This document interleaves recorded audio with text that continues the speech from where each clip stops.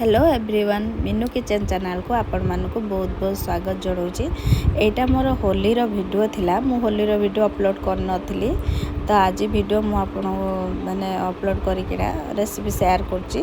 तो होली दिन मु स्पेशल दही बरा बनाए सब वर्ष आ किछि भी रेसिपी मु बनाए ता संग को दही बरा स्पेशल बनाए सब वर्ष।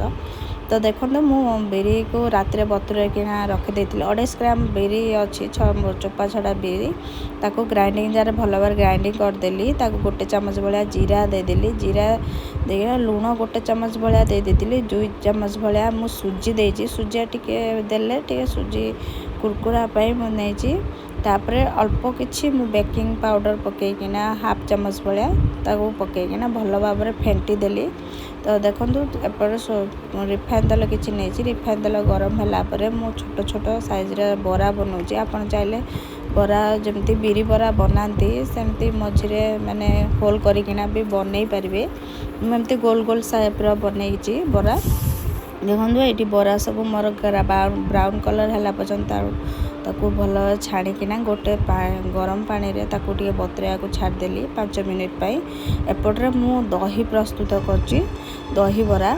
तो दही बरा पाई प्रथमे मु दही किछि नेची दही को भल भाव फेंटी देकिना ता देहरे मु गोटे चामच भाया लंका गुंड किछि बीट लुण नहीं गोटे चामच भाया आउ किछि जीरा गुंड गोटे चामच नहीं ताकू भल भाव फेंटी देली। जो पानी रे बतुरे थिली बरा को ताकू पकईदेली। पकई सारा पर एपटे मु छुंक प्रस्तुत करची। देखो सोरिष तेल किछि नेली ता देहरे अल्प किछि गोटे चामच भाया मु सोरिष नहीं 3टी शुखला लंका भुर्सुआ पत्र देकिना तार गोटे छुंक प्रस्तुत करदेली। एठी मोर दही बरा रेडी हो गला। ता संग को भुबुनी करिथिली आउ किछि आलूदम करिथिली। दही बरा संगरे आलूदम आ भुबुनी रो टेस्ट माने किछि अलग मजा। तो देखंतु एमिति मु ठेला वाला जो जेमिति बनाती तो सेमिति ठुंगी बरा पर किछि लंका गुंड आउ किछि बीट लुण पकेकिना तादर ऊपर मु देदेली भुबुनी तापरे आलूदम।